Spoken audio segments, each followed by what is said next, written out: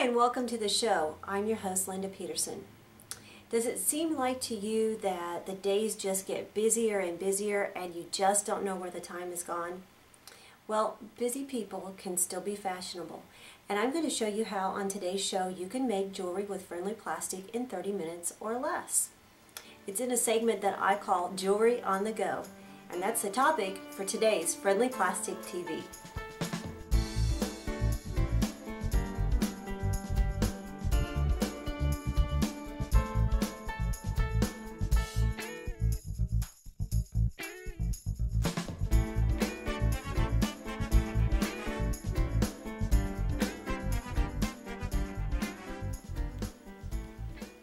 Before we begin, plug in your griddle and have it heating up to around 200 degrees.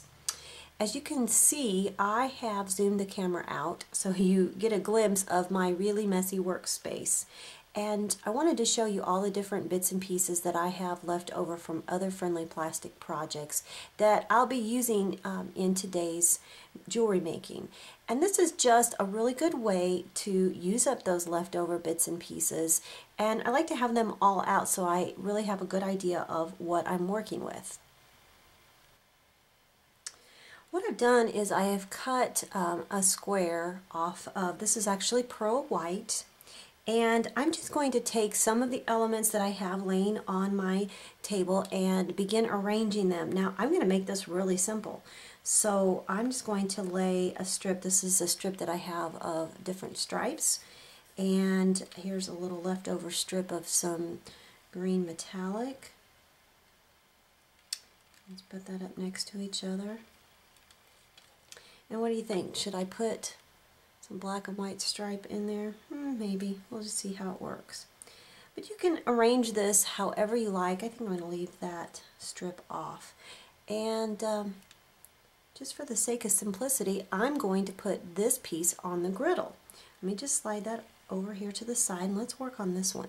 This one's kind of an odd shape. It reminds me of a triangle with blunt ends. And for this one again, I've got another little piece of stripe that I think I'll just lay right here. And let's see, yeah, I have a piece of green and maybe this is the one that I will put the little stripe pattern on like that. Or maybe I'll do it up here. There we go. I'll leave it just like that.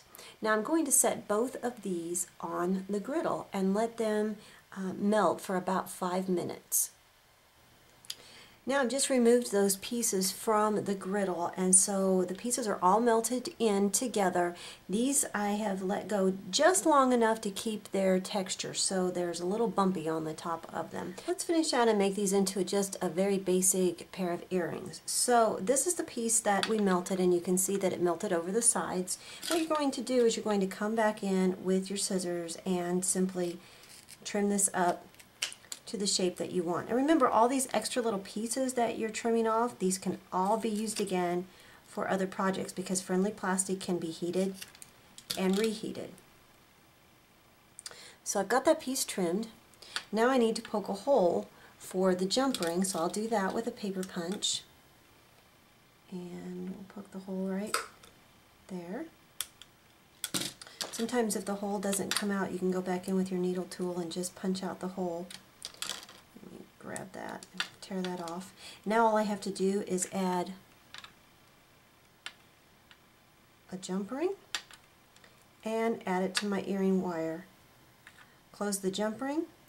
Whoops. And you've got yourself a real quick pair of earrings. So this arrangement is a little different. It's not the prettiest, but I don't intend for it to stay looking like this. You can see that on this particular sheet, I've just cut random pieces, or I've taken random pieces, and I've just butted them up one next to another in a random pattern, the same way over here. And they've melted on my griddle, and they've been hanging out there for about 5-10 minutes. So now what I'm going to do is I'm going to take my needle tool, and I'm just going to drag through the plastic. And the most important thing you need to remember when you're dragging through is to keep your needle tool on the bottom of the pan. You don't want to dig into the pan, but you don't want to lift that black backing up either. So I'm just going to go through and make some random patterns and twirl around a little bit. When I do lift up,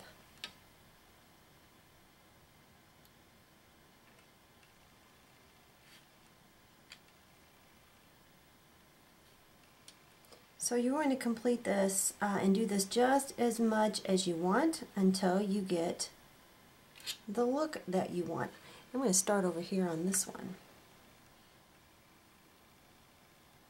Try through this and see if I can marble some of these colors.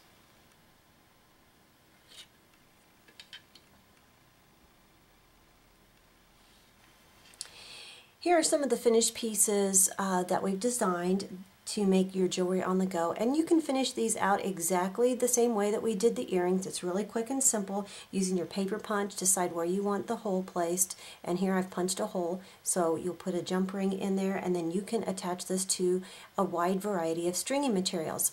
But I'd like to show you another option. I'd like to show you what I did to my focal piece. If you have just a little more time to spare, you can do this technique, and this is my signature faux metal bezel setting using Art Embossed Pewter, and I've just attached my focal piece, like you saw earlier, to the silver piece in the back. I've also added a little dangly at the bottom, and I've added some charms and some beads, and I made a big loop so that this can actually become a slider pendant, and I can slide it on and off my choker.